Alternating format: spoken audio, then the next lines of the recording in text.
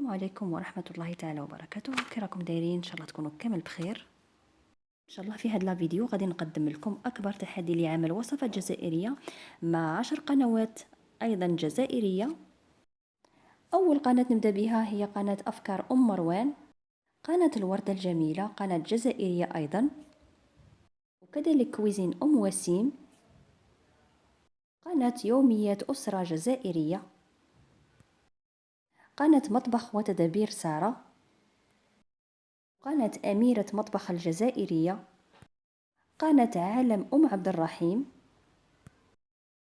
قناة مطبخ شهرزاد، ومطبخ نانو كويزين نانو. اما انا غادي نقدم لكم اليوم خبز الكشا بدون دلك، يجي خفيف بزاف وبنين. نروحوا مع بعض نحضروا الوصفه. نحط هنا كاس تاع حليب دافي، ونزيد على الحليب 3 مغارف تاع مزهر، 3 مغارف كبار، ونزيد مغرف كبيره سكر، ونزيد مغرف كبيره تاع خميره الخبز، وربع كاس تاع الزيت بنفس الكاس اللي عبرت به الحليب، ومغرف صغيره ملح يبقى على حسب الذوق.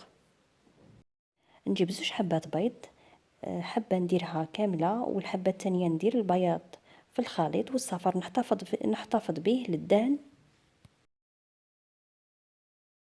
نخلطوا كل شيء مليح بالبغا ميكسور حتى يدير لنا هذا الخليط رغوه من الفوق.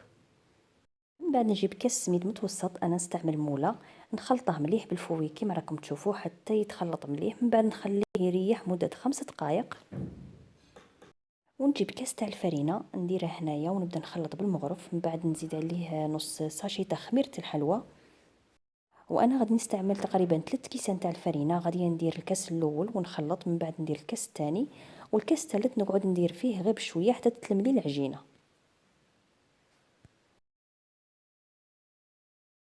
وهنا راني في الكاس الثالث راني نزيد فيه غير بشويه. لازم تحصل على العجينه تكون طريه وتتلصق شويه في اليد. ونكمل نلم العجينه نتاعي بلا ما نعجنها.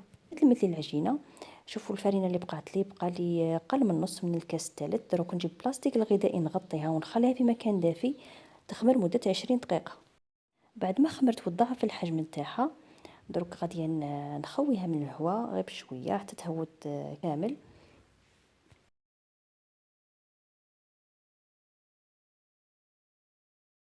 ندير شويه زيت في يدي ونقسم العجينه على 2 يكونوا قد بعضاهم. ومن بعد نرفد الجزء الاول ونديره في البلا يكون مدهون من قبل. من بعد نبدا نحل العجينه هكا بيدي ونعطيها شكل دائري، نحاول نسقمها باش تجيني الورده تاعي يعني تجي مليحه. نجيب كاس ولا اي حاجه مدوره ونديرها في وسط العجينه ونبدا نقطع فيها بهذه الطريقه كما راكم تشوفوا.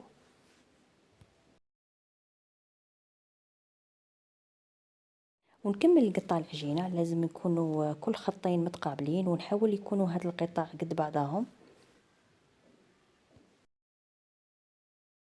من بعد ناخذ كل زاويتين من كل قطعه ونجمعهم في بعضهم كما راكم تشوفوا بهذه الطريقه، باش من بعد يخرج لي شكل الشباب تاع الورده. ونكمل القطعه اللي بقاو لي وان شاء الله تكون هذه الطريقه واضحه. وهذا الخبز يجي شباب في الشكل، خاصه اذا كان للضياف. هذا الكاس اللي كان في الوسط، من بعد نعمل هكا قرصات في الوسط.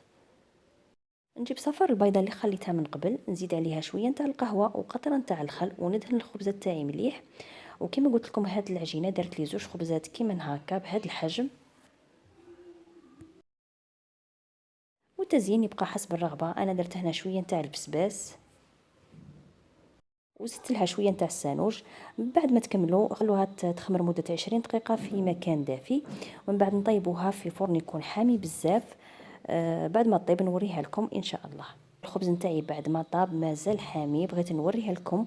يجي خفيف بزاف وطري كما راكم تشوفوا، ويجي في البنه رائع. نقسم لكم قطعه تشوفوه من داخل كيف يجي في الحق مازال حامي. ان شاء الله تكون عجبتكم الوصفه تاع اليوم، وصفه سهله وسريعه وغير مكلفة. شوفوا من داخل كيف يجي شباب وبنين، أهم حاجة والشكل تاعه جميل. نتلاقوا المرة الجاية إن شاء الله في فيديو جديد، وإلى اللقاء.